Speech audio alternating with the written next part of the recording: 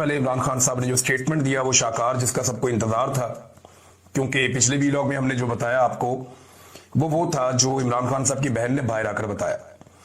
लेकिन फिर जो सारी तफसीलात याद करके एक एक लफ्ज इमरान खान साहब की टीम इकट्ठा करती है और इकट्ठा करने के बाद उसको उनके ट्विटर हैंडल पे जारी करती है।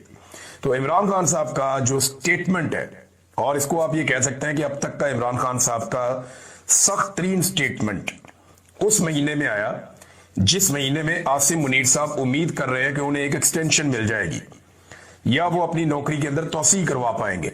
उसी महीने में इमरान खान साहब का एक बहुत सख्त स्टेटमेंट आया। 3 तारीख को स्टेटमेंट आया। नाज़रीन, इमरान खान साहब का पैगाम भी आया है जेल से, और इमरान खान साहब की मुलाकातें हो गई, इमरान खान साहब की फैमिली से भी हो गई मुलाकातें। जो है वो इमरान खान साहब की जो पॉलिटिकल लीडरशिप है उनसे भी मुलाकातें हो गई। तो इमरान खान ने कहा कि एस्टेब्लिशमेंट से खुद बात करना चाहता हूं अगर वो तैयार है। हुकूमत के साथ बातचीत से मना किया था, मगर एस्टेब्लिशमेंट के साथ मुज़ाकरात के लिए कभी दरवाजा बंद नहीं किया। अलीमा खान ने बताया कि इमरान खान ने 3 बातों की वजाहत की है। नंबर 1, इमरान खान ने कहा कि नून लीग के साथ किसी सूरत बात नहीं होगी। नून लीग ने पाकिस्तान की इखलाकियात खत्म कर दी हैं। इमरान खान ने अमर बिल मारूफ की बात की कि सच के साथ खड़ा होना है। अलीमा खान के मुताबिक इमरान खान ने कहा कि एनआरओ देने वाले सच कैसे बोलेंगे। इमरान खान ने यास्मीन राशिद और अंदलीब अब्बास की मिसाल दी और कहा कि यास्मीन राशिद ने प्रेस कॉन्फ्रेंस नहीं की, वो जेल में है, जबकि अंदलीब अब्बास ने आपके सामने प्रेस कॉन्फ्रेंस की, वो आजाद है। इमरान खान ने शाह मोहम्मद कुरैशी की मिसाल दी साथ में कि देखें वो भी जेल में है। साइफर केस खत्म हो गया लेकिन वो अभी तक जेल में है, ये भी इमरान खान साहब ने कहा। इमरान खान ने कहा कि 26वीं आईनी तरमीम के बाद इंसाफ दफन हो चुका है। हालात ये हैं, हम भी जब अदालत जाते हैं जज कहते हैं इनके हाथ बंधे हुए हैं। 26वीं आईनी तरमीम के खिलाफ आवाज उठाने का कहा है। अगर एस्टेब्लिशमेंट बात करना चाहती है पाकिस्तान के बारे में तो इमरान खान साहब तैयार है। इमरान खान ने कहा कि पाकिस्तान के लिए बातचीत करने को तैयार हूं। लोग हमसे रोज पूछते हैं कोई डील होने लगी है। 26वीं आईनी तरमीम पर असेंबली में आवाज उठानी चाहिए। सलमान सफदर को इमरान खान ने कहा था कि अलकादर केस में सारी क़यादत आपको सपोर्ट करेगी। इमरान खान के केसेस अदालतों में नहीं सुने जा रहे, यही प्रॉब्लम है, इसलिए वो बाहर नहीं आ पा रहे। अलीमा खान ने कहा कि आर्मी चीफ को फील्ड मार्शल के ओहदे पर तरक्की देने पर हमसे बात ना ही करें तो अच्छा है। ये नहीं, उन्होंने कहा कि इस पे बात नहीं करते, अगर कोई मामला दुरुस्ती की तरफ जा रहे हैं तो जाने दे। वैसे जो इमरान खान साहब से पहले वाला मुतालबा था एस्टेब्लिशमेंट का कि माफी मांगे, नाक से लकीरें निकालें, वो तो मुतालबा मेरे ख्याल में अब खत्म हो गया। और अलीमा खान साहबा ने एक और बात की है कि बड़ी मुश्किल से एस्टेब्लिशमेंट की इज्जत बहाल हुई है और अगर वो इज्जत दोबारा खराब करवाना चाहते हैं तो मिलिट्री कोर्ट में उठा के इमरान खान साहब को ले जाएं। फिर यहाँ पे आबाद फारूक की मुलाकात हुई बाहर अलीमा खान साहबा से, तो उन्होंने ये भी कहा कि यहाँ पे बाकी लीडरशिप को भी होना चाहिए, जिस पे अलीमा खान साहबा ने उन्हें मना किया कि ठीक है कोई बात नहीं, हमें कोई फर्क नहीं पड़ता। फिर पॉलीग्राफिक टेस्ट के हवाले से अलीमा खान साहबा ने कहा कि ये तो एक बहाना है इमरान खान को जेल में रखने का, और इमरान खान को ये सिर्फ जेल में रखना चाहते हैं देर तक। इनकी जरूरत नहीं है इमरान खान को मिलिट्री कोर्ट में ले जाएं, हिम्मत है तो लेकर जाकर दिखाएं, पूरी दुनिया में इनका तमाशा बन जाएगा। और ये जो मिलिट्री एस्टेब्लिशमेंट की कोई इज्जत बहाल हुई है, ये इज्जत भी खराब अगर करनी है तो फिर ये कर दे। अलीमा खान साहबा ने ये भी कहा। और फील्ड मार्शल के ओहदे के बारे में उन्होंने कहा जी ये बात कभी ये हुआ नहीं कि फील्ड मार्शल की जरूरत पड़े, सिर्फ अयूब खान के वक्त ये हुआ था, लेकिन हम इस पर कम ही बात करें तो बेहतर है। वो नहीं चाह रही थी कि ज्यादा मुसीबतें बढ़ाए अपने लिए या अपने भाई के लिए। इमरान खान साहब ने पॉलीग्राफिक टेस्ट देने से इनकार कर दिया। इमरान खान साहब को जो है वो कहा गया कि आप पॉलीग्राफिक टेस्ट दें, उन्होंने इनकार कर दिया। ये टेस्ट होता है जी, आपको सच और झूठ का मशीनों के जरिए पता चलता है। यानी जब आपके पास सरहद इलाकों में बैठे हैं वहां पे इंटरनेट बंद कर दिया गया है और पाकिस्तानी मीडिया को बिल्कुल इजाजत नहीं है कि वो उनकी कवरेज करे या दुनिया को बताए कि वो लोग क्या मुतालबात कर रहे हैं और उनके ऊपर क्या हालात गुजर रहे हैं। मैं अपनी जिम्मेदारी पूरी करूंगा। मेरी आप सबसे गुजारिश है कि इस वक्त पूरी दुनिया तक बलूचिस्तान के लोगों की आवाज़ पहुंचाएं और कश्मीर के लोगों की आवाज़ पहुंचाएं, ताकि वो सख्त मौसमों के अंदर बैठकर इस वक्त जो एहतजाज कर रहे हैं या अपने हक के लिए खड़े हैं, उन्हें मायूसी ना हो। उनकी आवाज़ बनना हम सब की जिम्मेदारी है। बलूचिस्तान में एक धरना ख़त्म हो गया, हन्ना ओड़क का जो एक धरना था वो ख़त्म हुआ और उसकी वजह ये बताई जाती है कि कुछ लोग बाजियाब हुए हैं और कुछ यकीन दहानियां करवाई गई हैं हुकूमत की जानिब से, जिसके बाद उनका वो धरना ख़त्म हुआ। लेकिन باقی جگہوں پہ دھرنے جاری ہیں. زیارت کے جو لوائقین ہیں وہ بھی اس وقت دھرنے دے کر بیٹھے ہوئے ہیں. جبکہ ایک اور انفارمیشن مجھے ملی جو بڑی حیران کن اور پریشانی والی بات ہے کہ جو پولیس اہلکار ہیں وہ اپنے استعفے جمع کروا رہے ہیں. اس کی کنفرمیشن نہیں آ رہی لیکن یہ بار بار گردش کر رہی ہے سوشل میڈیا پر, یا بلوچستان میں لوگ کلیم کر رہے ہیں بار بار, کیونکہ جب تک سرکاری طور پہ اس کی تصدیق نہیں کی جاتی تب تک ہم کچھ کہہ نہیں سکتے, اور سرکار ایسی خبروں کی تصدیق جلدی کرتی نہیں ہے. بہت زیادہ ڈی مورال ہوئی ہے پولیس اور سیکیورٹی فورسز بلوچستان میں, اور انہیں لگا کہ انہیں اکیلا چھوڑ دیا گیا مرنے کے لیے, اور ان کا ساتھ کسی نے نہیں دیا جب وہ دہشت گردوں کا مقابلہ کر رہے تھے. 200 کی تعداد میں دہشت گرد آئے ہوئے تھے اور وہ چاروں طرف سے گھیر کر گولیاں چلا رہے تھے. ایسے میں نہ تازہ کبک بھیجی گئی اور نہ ہی ہتھیاروں کی سپلائی بھیجی گئی, بلکہ کچھ لوگ یہ دعویٰ کرتے ہیں کہ جو سپلائی ہتھیاروں کی آ رہی تھی اس کے رستے میں بھی روڑے اٹکائے گئے, جبکہ عام شہری نکل کر پولیس کی مدد کرتے رہے, کوئی فائدہ نہیں ہوا. اور پھر جو پولیس کے ساتھ ہوا, جس طرح ان کی لاشوں کے ساتھ ہوا, جیسے بے حرمتی کی گئی, یہ سارا کچھ اب تاریخ کا حصہ بن گیا. تو پولیس اب اس وقت بہت ناراض ہے, نہ صرف ناراض ہے بلکہ وہ خوفزدہ بھی ہیں کہ انہیں تو جیسے ایک چارے کے طور پہ استعمال کیا جاتا ہے ویسے استعمال کیا جا رہا ہے. لہذا اب وہ استعفے دے رہے ہیں. الگ الگ اطلاعات آ رہی ہیں, کبھی تصاویر لگا کر بتایا جاتا ہے کہ یہ پولیس والے انہوں نے استعفیٰ دے دیا, کبھی کوئی ڈاکومنٹ دیا جاتا ہے کہ یہ پولیس والے انہوں نے بھی ریزائن کر دیا. اب سرکار اس کے اوپر کیا حکمت عملی بناتی ہے یہ ہمیں آنے والے دنوں میں پتہ چلے گا. لوگ کافی ناراض ہیں بلوچستان میں. وہ اس وجہ سے بھی ناراض ہیں کہ ہمارے وسائل کے ساتھ, یعنی ہمارے پیسے پہ لیے ہوئے قیمتی جہازوں پہ بیٹھ کر شہباز شریف اور فیلڈ مارشل کوئٹہ آئے, لیکن انہوں نے ہماری بات ہی نہیں سنی, ہمارے شکوے ہمارے گلے سنے ہی نہیں. تو اس بات کے اوپر انہیں کافی تکلیف ہے. جو وزیر داخلہ ہے جس کو اس وقت بلوچستان میں ہونا چاہیے تھا وہ ورلڈ ٹور کر رہا ہے, کبھی اقوام متحدہ کے اندر, کبھی کہیں پہ, کبھی کہیں پہ. پھر زودان ممدانی سے ملاقات کرنی ہے امریکہ میں, جو نیو یارک کا میئر ہے, ابھرتا ہوا لیڈر ہے اور بہت تگڑا سیاسی لیڈر ہے وہاں پہ امریکہ میں, اور بڑی مقبولیت ہے اس کی پبلک میں. اس سے بھی ملاقات کے لیے دعوے کیے جا رہے تھے. وہ ملاقات تو کٹائی میں پڑ گئی. اس کی وجہ یہ ہے کہ محسن نقوی کے بارے میں پاکستانیوں نے امریکہ میں باقاعدہ یہ ٹرینڈ چلایا, اور امریکن سرکار کو تو وہ نہیں قائل کر سکی کیونکہ وہاں پہ ڈونلڈ ٹرمپ ہے, اس کو کوئی فرق نہیں پڑتا. لیکن زہدان ممدانی جو ہیں, جو میئر ہے نیو یارک کا, اس کی ٹیم کے ساتھ رابطہ کیا, ان سب کو ٹیگ کر کے باقاعدہ کمپین چلائی. اس میں کچھ ڈاکٹرز ہیں وہ بڑے امپورٹنٹ رول پلے کرتے رہے. اس کے علاوہ کچھ صحافی بھی ہیں, وقاص احمد صاحب بھی ہیں. وہ لوگ یہ لکھتے ہیں کہ اگر آپ محسن نقوی جیسے فاشسٹ آدمی سے ملاقات کرتے ہیں تو اس کا مطلب ہے کہ آپ ان لوگوں کے ساتھ تعلقات بنا رہے ہیں جنہوں نے مجھ پر دباؤ ڈالنے کے لیے میری فیملی کو پاکستان میں اغوا کیا اور انہیں نقصان پہنچایا. یہ کام تو احمد نورانی صاحب کے ساتھ بھی کیا گیا, شہباز گل کے ساتھ بھی کیا گیا, ان کا بھائی اٹھا لیا یہاں پہ جو شہزاد اکبر صاحب ہیں ان کے ساتھ یہ کیا گیا, اظہر مشوانی کے ساتھ یہ کیا گیا, کئی لوگوں کو خود اغوا کیا گیا, کئی لوگوں کی فیملیوں کو اغوا کر لیا گیا, کئی لوگوں کے خاندانوں کو دربدر کر دیا گیا. تو یہ سب کی کہانی ہے. تو اب جو انفارمیشن آ رہی ہے اب تک کی اطلاع, ویسے یہ بہت گھنے ہیں, کوئی پتہ نہیں ان لوگوں کی ملاقات ہو ہی جائے, پورا زور اور طاقت تو یہ لگا رہے ہوں گے, لیکن اب تک کی جو اطلاع آ رہی ہے ممدانی نے ملاقات کرنے سے انکار کر دیا. اور یہ دعویٰ کیا جا رہا ہے سوشل میڈیا کے اوپر جو ایکٹیوسٹ ہیں امریکہ میں موجود پاکستانی, ان کی جانب سے کہ جناب جو ایک پہلے ملاقات طے کی گئی تھی وہ ملاقات اب کینسل کر دی گئی ہے. میئر ممدانی کی جو کمیونیکیشن ڈائریکٹر ہیں انہوں نے یہ سٹیٹمنٹ دیا اور یہ دعویٰ کیا مہلکہ سمدانی نے کہ اب ممدانی ملاقات نہیں کر رہا محسن نقوی سے, کیونکہ اس کو اس بات کا آئیڈیا ہو گیا کہ یہ فاشسٹ لوگ ہیں, انہوں نے پاکستان میں قتل و غارت گری کی ہے, بہت نقصان پہنچایا پاکستانیوں کو, لہذا وہ ملاقات منسوخ ہو گئی ہے. وزیر داخلہ کو اس وقت ہونا چاہیے تھا بلوچستان میں, لیکن وہ دنیا کا ٹور کر رہا ہے, کیونکہ آصف منیر صاحب سے جو تعلق داری عزیز داری ہے وہ شوق پورے کرنے کے لیے. اس آدمی کو شوق تھا وزیر اعلیٰ بننے کا, 1 سال تک وزیر اعلیٰ رکھا گیا. اس آدمی کو شوق تھا کرکٹ کے میدانوں پہ راج کرنے کا, اس کو پی سی بی کا چیئرمین بنا دیا گیا. پھر شوق پورا کیا گیا, پاکستان کا سب سے طاقتور عہدہ وزیر داخلہ پاکستان بنا دیا گیا, سینیٹر بنا دیا گیا. پھر اب شوق پورا کیا جا رہا ہے, وزارت خارجہ کا بھی شوق پورا کرنا ہے. تو آصف منیر کے اقتدار کا سب سے زیادہ فائدہ اگر کسی کو ہوا تو وہ محسن نقوی کو ہوا. ایک دن رانا ثناء اللہ نے کہا کہ جی محسن نقوی صاحب کی بڑی مہربانی ہے کہ وہ کہیں شہباز شریف صاحب کی جگہ وزیر اعظم نہیں بن گئے. تو اگر فیلڈ مارشل آصف منیر چاہیں تو کسی وقت بھی کوئی نگران سرکار بنا کے یا قومی حکومت تشکیل دے کر وہ محسن نقوی کو وزیر اعظم پاکستان بھی بنا سکتے ہیں.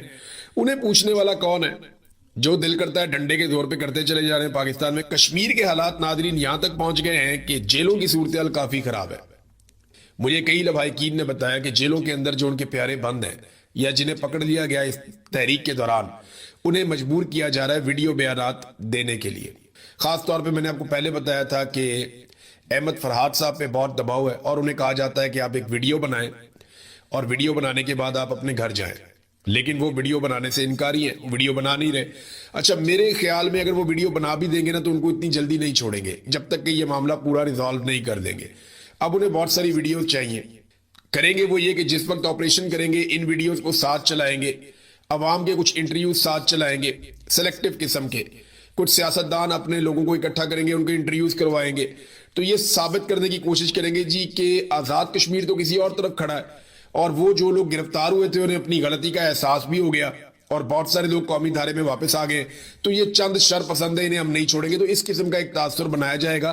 جیسے ہمیشہ سے پاکستان کی ملٹری اسٹیبلشمنٹ تحریکوں کو کچلتی آئی ہے, عوامی امنگوں کے خلاف جو ہے وہ فیصلے کرتی آئی ہے, اور عوامی تحریکوں کو ہمیشہ انہوں نے اسی طریقے سے دبانے کی کوشش کی ہے, چاہے وہ بلوچستان ہو, چاہے وہ بنگلہ دیش ہو, چاہے وہ خیبر پختونخوا کے قبائلی علاقے ہوں. ابھی وہاں سے ایک ویڈیو آ رہی تھی, اس میں ٹی ٹی پی کے لوگ بیٹھے ہوئے ہیں ایک سکول کے اندر, غالباً یہ جنوبی خیبر پختونخوا کی ویڈیو ہے, اور وہاں پہ ایک سکول کے اندر بیٹھے ہوئے اور اسٹوڈنٹس کی جگہ پہ بیٹھ کے طالبان جو ہے وہ ہنسی مذاق کر رہے ہیں, اور سارے نوجوان لڑکے ہیں.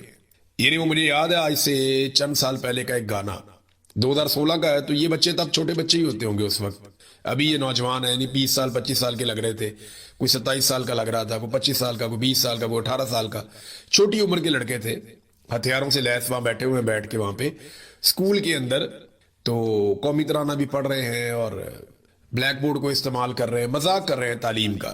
یہ وہ بچے ہیں جن کے بارے میں آئی ایس پی آر نے ایک دور میں ایک نغمہ جاری کیا تھا کہ مجھے دشمن کے بچوں کو پڑھانا ہے. یاد آیا آپ کو؟ اس سے پہلے ایک آیا تھا بڑا دشمن بنا پھرتا ہے جو بچوں سے لڑتا ہے.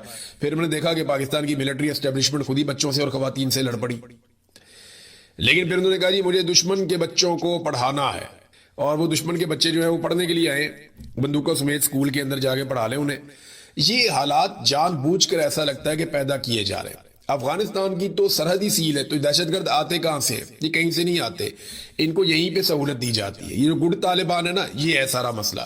مجھے علی امین گنڈا پور نے یہ بات بڑے آسان طریقے سے سمجھائی تھی, اور باقاعدہ انہوں نے مجھے ایگزامپلز کوٹ کی تھی. گنڈا پور نے مجھے کہا تھا کہ فوج کھیلتی ہے گڈ طالبان اور بیڈ طالبان کر کے. جو بیڈ طالبان ہیں ان کو یہ کہتے ہیں مارو, اور ان کو مار کے یہ دنیا کو بتاتے ہیں کہ جناب دیکھیں ہم کتنے اچھے لوگ ہیں. اور انہوں نے اپنے گڈ طالبان بھی رکھے ہوئے جن کے ذریعے سے یہ نظام کو کنٹرول کرتے ہیں اور جگہوں پہ قبضہ کرتے ہیں اور بڑے طریقے سے وسائل کو کنٹرول کرتے ہیں, اور جب لوگ ان کے رستے میں رکاوٹ بنتے ہیں تو یہ گڈ طالبان کو اس علاقے کے اندر بھیج دیتے ہیں. یہ بات مجھے علی امین گنڈا پور نے اس وقت بتائی جب وہ وزیر اعلیٰ پنجاب تھے. بہرحال اس وقت بلوچستان کے اندر استعفے آ رہے ہیں, بلوچستان کے اندر دھرنے چل رہے ہیں, کشمیر کے اندر بھی ایسی صورتحال چل رہی ہے. کشمیری اپنے حق کے لیے ڈٹ گئے, تو اب پاکستانیوں کی رسپانسبلٹی ہے کہ جہاں جہاں انہیں موقع ملے وہ کشمیریوں کی آواز پوری دنیا تک پہنچائے. کشمیری خود بھی بڑے تگڑے زوردار طریقے سے اپنی آواز دنیا تک پہنچا رہے ہیں. ناظرین, خیبر پختونخوا میں جو مراعات والا بل آیا تھا, جو ایک قانون پاس کیا گیا, اس پہ گورنر خیبر پختونخوا نے بہت عجیب و غریب سٹیٹمنٹ دے دیا. گورنر نے کہا جی میں اس کے اوپر دستخط ہی نہیں کروں گا. گورنر نے یہ بھی کہا کہ نہ صرف میں اس کے اوپر دستخط نہیں کروں گا بلکہ میں اس کی مخالفت کروں گا, میں اس کے اوپر اختلافی نوٹ لکھوں گا. اس طرح کی باتیں گورنر خیبر پختونخوا نے کہیں. لیکن دراصل انہوں نے کیا کیا, یہ قسمت خان صاحب تو ڈاکومنٹ ساتھ لے کر آ گئے, انہوں نے سارا پول کھول دیا. معاملہ یہ ہوا کہ 30 اپریل کو یہ بل پاس کروایا گیا تھا اسمبلی سے. اس کے بعد یہ چلا گیا دستخط کے لیے گورنر کے پاس, تو گورنر کو اس وقت لکھنا چاہیے تھا اختلافی نوٹ. لیکن ٹھیک 6 دن کے بعد گورنر نے اس بل کے اوپر دستخط کر دیے 6 مئی کو. یعنی ان کے بعد 10 دن کا ٹائم تھا کہ 10 دن کے اندر اندر وہ اختلافی نوٹ لکھ کر نظر ثانی کے لیے اس قانون کو واپس بھجوا سکتے تھے. لیکن گورنر نے 6 مئی کو اس کے اوپر دستخط کر دیے اور اسے فوری طور پہ قانون بنا دیا, اور اس کے بعد چپ کر کے بیٹھ گئے خاموشی سے. لیکن اب جب یہ معاملہ اٹھا اور معاملہ اٹھایا کس نے؟ پاکستان تحریک انصاف نے اٹھایا. پاکستان تحریک انصاف کے ورکر نے جب رولا ڈالا کہ یہ کیا چور بازاری آپ نے کی ہے، آپ اتنے بڑے بڑے مفادات لے رہے ہیں، عمران خان جیل کے اندر بیٹھا ہوا ہے، عوام پس گئی ہے مہنگائی کی اور غربت کی چکی میں، اور آپ اتنے بڑے بڑے فائدے لے رہے ہیں. جب پاکستان تحریک انصاف کا کارکن کھڑا ہوا ہے اس ظلم کے خلاف، تو اب گورنر صاحب بھی اس میں فائدہ اٹھانے آ گئے اور ایک لیٹر بھی جاری کر دیا ہے جس کے اوپر تاریخ نہیں لکھی ہوئی کہ جناب میں تو اختلافی نوٹ لکھ چکا، میں تو اس کے بعد خلاف ہوں. لیکن 6 تاریخ کو جس نے دستخط کیے وہ کون تھا گورنر صاحب؟ یہ سوال قسمت خان صاحب نے اٹھایا اور بہت ٹھیک اٹھایا. یہ سارے اکٹھے ہیں اقتدار کے حمام میں، یہ سارے ننگے ہیں.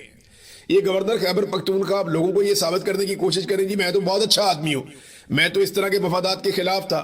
لیکن پی ایم ایل این بھی ساتھ تھی، پیپلز پارٹی بھی ساتھ تھی، فضل الرحمان بھی ساتھ تھا، اور سب نے مل کر یہ الاؤنسز، یہ مراعات، یہ سہولیات اور یہ عیاشیاں حاصل کرنے کی کوشش کی. اور گورنر نے اس کے اوپر 6 دن کے اندر دستخط کیے. اس وقت اختلاف نہیں کیا. اب جب رولا پڑ گیا تو آپ کہہ دیجیے اگر میرے پاس آیا تو میں دستخط نہیں کروں گا. جناب آپ 6 مئی کو دستخط کر چکے ہیں اس ڈاکومنٹ اور اس خبر کے مطابق. ناظرین، یہاں برطانیہ میں شہباز شریف صاحب نے آموں کے تحفے بھیجے ہیں، اور یہ آموں کے تحفے نون لیگ کے کارکنوں کے لیے بھیجے ہیں. کبھی آپ نے سنا کہ کارکنوں کو لیڈر تحفے دے رہے ہو؟ ایسا نہیں ہوتا نا، یہ صرف الیکشن کے دنوں میں ہوتا ہے. پاکستان کے اندر جب الیکشن آئیں گے تو کارکنوں کو جا کے ٹھوڑیوں کو ہاتھ لگائیں گے، ان کے آگے ہاتھ جوڑیں گے، ان کے دروازوں پہ کھڑے ہو جائیں گے ووٹ مانگنے کے لیے. لیکن ابھی تو ووٹ کا سیزن نہیں ہے. میں کسی وجہ بتاتا ہوں آپ کو. میں پاکستان سے باہر ان کی ٹکے کی ایسا کہنا پڑتا ہے کہ مجھے ایسا لگ رہا ہے کہ شاید بلوچستان میں کوئی یہ چاہتا نہیں ہے کہ ریاست کی رٹ قائم ہو یا امن و امان پیدا ہو جائے. کیونکہ اگر بلوچستان میں مکمل امن و امان ہو گیا تو وہاں کے لوگ کہیں گے کہ صحت دو، تعلیم دو، معدنیات کا حساب دو، کتنی معدنیات نکل رہی ہیں، کون سا ملک لے جا رہا ہے، ہمیں بتایا جائے کہ اس میں سے کتنا مال نکلتا ہے، ہمارا حصہ کتنا ہے. پھر وہ سارا کچھ پوچھیں گے، وہ جواب مانگیں گے. جب وہ جواب مانگیں گے تو آپ جواب دینا نہیں چاہتے، لہذا ان کو الجھا کر رکھو قتل و غارت گیری میں. سب سے آسان طریقہ یہی ہوا سوڈان میں، یہی ہوا افریقہ میں. دنیا میں جہاں پہ بھی معدنیات نکلتی ہیں 2 طرح کے نتائج آتے ہیں. یا تو وہ لوگ بہت خوشحال ہو جاتے ہیں، یا جہاں پہ معدنیات نکلتی ہیں وہ لوگ برباد ہو جاتے ہیں. خوشحال وہ لوگ ہو جاتے ہیں جو حصے دار بن جاتے ہیں، اور برباد وہ لوگ ہو جاتے ہیں جن کے اوپر طاقتور آ کر مسلط ہو جاتے ہیں کہ ہم نے اب یہ معدنیات نکالنی ہے، ان کو آپس میں لڑاؤ چھوٹی چھوٹی باتوں پہ. تو وہاں پہ ایسی پراکسیز تیار کی جا رہی ہیں جو لگاتار آپس میں لڑتی چلی جا رہی ہیں. تو کل آپ چاگی کے مناظر دیکھ رہے تھے، آج آپ نوشکی کے مناظر دیکھ رہے ہیں، اور میں حیران ہو رہا ہوں دیکھ کر کہ ریاست کدھر گئی. وہ پولیس والوں کی گاڑیوں میں بیٹھ کے وہاں پہ گشت کر رہے ہیں. اور سرکار کیا کر رہی ہے؟ سرکار گونگلوں سے مٹی جھاڑ رہی ہے. یہ مکمل طور پہ ایک فیلئر ہو چکا ہے. یہ بات آپ یاد رکھیے گا. میں آپ کو آنے والے دنوں میں بہت سارے ثبوت اور بہت ساری چیزیں دکھانے والا ہوں. مکمل فیلئر ہو چکا ہے. اور یہ بات پاکستان کی ملٹری اسٹیبلشمنٹ کو اور موجودہ رجیم کو پتہ بھی چل گئی ہے کہ ان کے ہاتھ پاؤں پھولے ہوئے. انہیں بالکل سمجھ نہیں آ رہی کہ یہ سارا الزام اٹھا کر کس پہ ڈالیں. عمران خان گزشتہ 3 سال سے جیل کے اندر بند ہے، کوئی اپوزیشن موجود نہیں ہے. پاکستان تحریک انصاف نے گزشتہ 1-1.5 سال سے کسی قسم کا احتجاج ہی نہیں کیا. یعنی 26 نومبر 2024 کو ان کا آخری احتجاج ہوا تھا. 2025 میں ان کو فری ہینڈ ملا، 2026 میں ان کو فری ہینڈ ملا. تو تحریک انصاف نے کوئی احتجاج نہ کر کے بھی ان کو فری ہینڈ دیا. تو اب یہ کسی کے اوپر ملبہ ڈال بھی نہیں سکتے. اکانومی مکمل طور پہ تباہ ہو گئی ہے. دہشت گردی عمران خان صاحب کے دور حکومت کے مقابلے میں 6 گنا بڑھ گئی ہے. دگنی ہو جائے، تگنی ہو جائے، 4 گنا نہیں 6 گنا بڑھ گئی ہے. اور لگاتار دہشت گردی بڑھتی چلی جا رہی ہے. پاکستان دہشت گردی سے متاثرہ ممالک کی فہرست میں دنیا میں سب سے آگے جا رہا ہے. پاکستان کے جو حالات ہیں دہشت گردی کے معاملے میں، شام سے، عراق سے، مصر سے، لبنان سے، یمن سے، اسرائیل سے، ایران سے، اور افغانستان سے، ان سارے ممالک سے زیادہ خراب ہمارے حالات ہیں دہشت گردی کے معاملات میں. افغانستان کا 9واں نمبر ہے اور پاکستان ٹاپ پہ کھڑا ہوا ہے جناب سامنے. اور یہ انٹرنیشنل رپورٹ ہے جو یہ بتا رہی ہے. اور عاصم منیر صاحب کی جو پرائمری ڈیوٹی تھی وہ یہی تھی. اب گونگلوں سے مٹی جھاڑنے کے لیے حکومت نے فیصلہ کیا کہ کچھ وزراء کو رد و بدل کر دیا جائے. یعنی ایک وزیر کے کپڑے اتار کے دوسرے کو پہنا دیں گے، دوسرے کے اتار کے تیسرے کو پہنا دیں گے.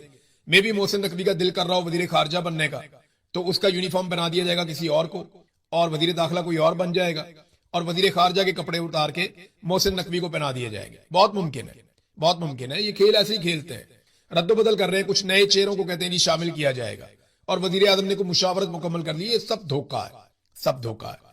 PMLN نے اپنی ساری طاقت لگائی ہے, اپنے سارے لوگ اس کے اندر لگائے, لیکن کیونکہ عوام کی جانب سے کوئی لیجٹمیسی نہیں